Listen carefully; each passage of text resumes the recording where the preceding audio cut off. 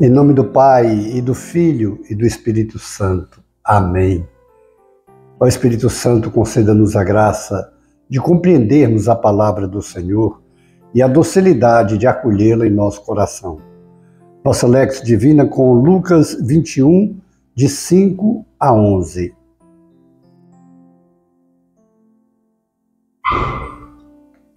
Algumas pessoas comentavam a respeito do templo que era enfeitado com belas pedras e com ofertas votivas. Jesus disse: Vós admirais estas coisas? Dias virão em que não ficará pedra sobre pedra. Tudo será destruído. Mas eles perguntaram: Mestre, quando acontecerá isto? E qual vai ser o sinal de que estas coisas estão para acontecer? Jesus respondeu: Cuidado para não serdes enganados, porque muitos virão em meu nome dizendo: Sou eu, e ainda, o tempo está próximo. Não sigais essa gente. Quando ouvirdes falar de guerras e revoluções, não fiqueis apavorados. É preciso que estas coisas aconteçam primeiro, mas não será logo o fim.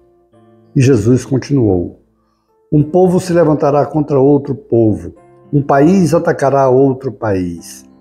Haverá grandes terremotos, fomes e pestes em muitos lugares. Acontecerão coisas pavorosas e grandes sinais vindos serão vistos do céu. E grandes sinais serão vistos do céu. Palavra da salvação. Glória a vós, Senhor. No primeiro momento, nós precisamos entrar no contexto do texto. Jesus está já próximo da sua entrega. E ele com seus discípulos em Jerusalém, e eles ficavam admirados da beleza do templo, a grandeza do templo de Jerusalém. Aquele templo que representava essa grandeza, essa suntuosidade, mas que Jesus mostra que qualquer que seja a edificação, qualquer que seja a obra humana e passageira, ela está sujeita à destruição. E Jesus, ele profetiza sobre o final, a destruição do templo em Jerusalém. Essas coisas todas que Jesus fala de guerras, esses sinais, tudo isso aconteceu a profecia de Jesus no ano 70, quando Roma não só destrói o templo, como a cidade de Jerusalém. A cidade de Jerusalém, ela é aniquilada, ela é tomada totalmente e destruída. Roma destrói o templo de Jerusalém porque aquele povo, o povo judeu, sempre teve uma ligação muito estreita com o seu Deus, com o seu Senhor. E Roma sabia da adoração que o judeu tinha, e o local a Deus, e o local da adoração era no templo. Então, ao destruir o templo, está destruindo a dignidade daquele povo.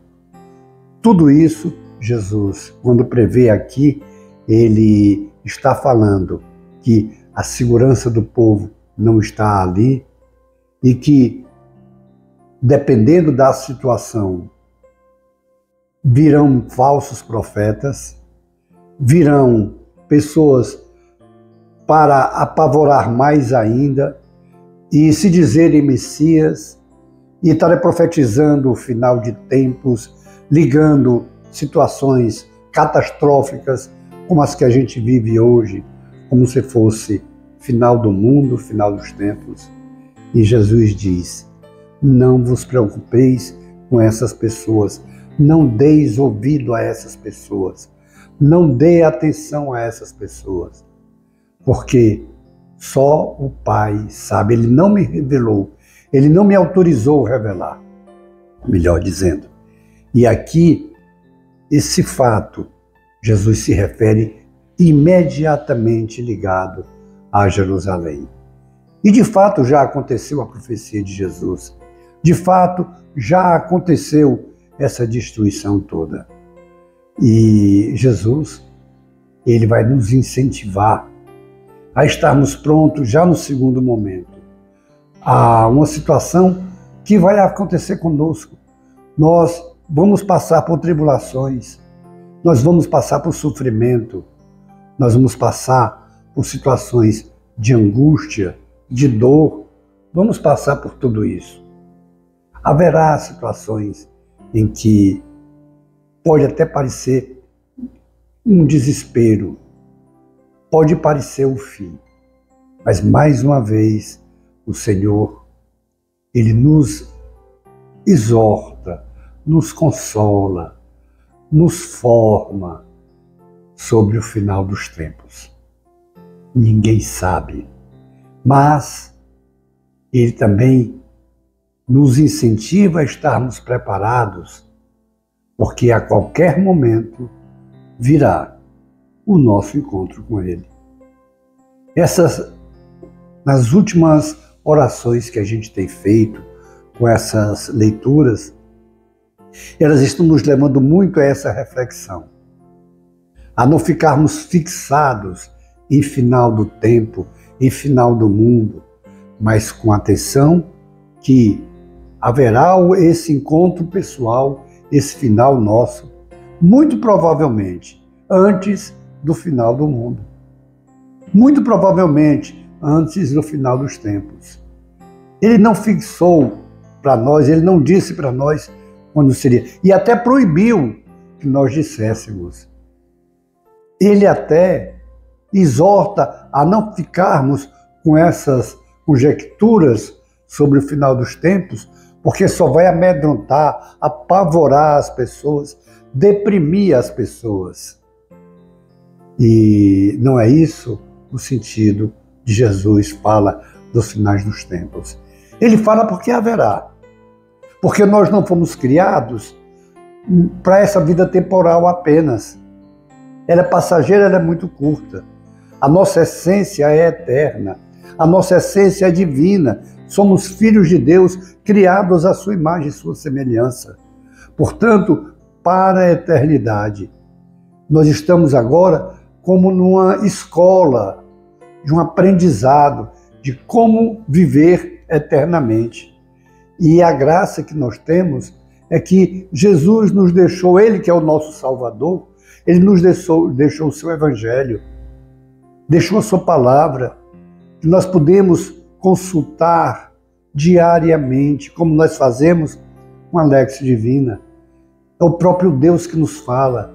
Nós recebemos dele o ensino, recebemos dele o incentivo, recebemos dele a exortação, recebemos dele a correção, porque ele é o mestre. É ele Deus, Salvador, Redentor e mestre e rei. Ele é Deus. E que compromisso a gente faz agora diante de toda essa situação? Vamos nos comprometer, acima de tudo, a pormos nossa confiança em Deus, a depositar nossa confiança no Senhor e não vivermos apavorados. Não tem sentido ficarmos com medo da morte. Se nós ficarmos com medo da morte, nós vamos viver deprimidos, nós vamos viver tristes, nós vamos viver sem a graça, sem a alegria que a vida nos dá. Vamos viver a cada dia, foi isso que Jesus nos falou. Que cada dia tenha a sua essência, a sua vida, o seu problema, a sua dificuldade, mas que cada dia seja vivido na confiança em Deus. Façamos esse compromisso ao Senhor. Depois, contemplemos as maravilhas do Senhor em nossas vidas. Glória ao Pai, e ao Filho, e ao Espírito Santo, como era no princípio, agora e sempre. Amém.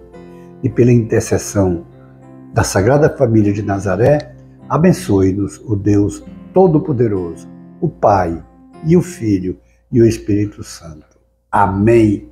Face de Cristo, resplandecei em nós.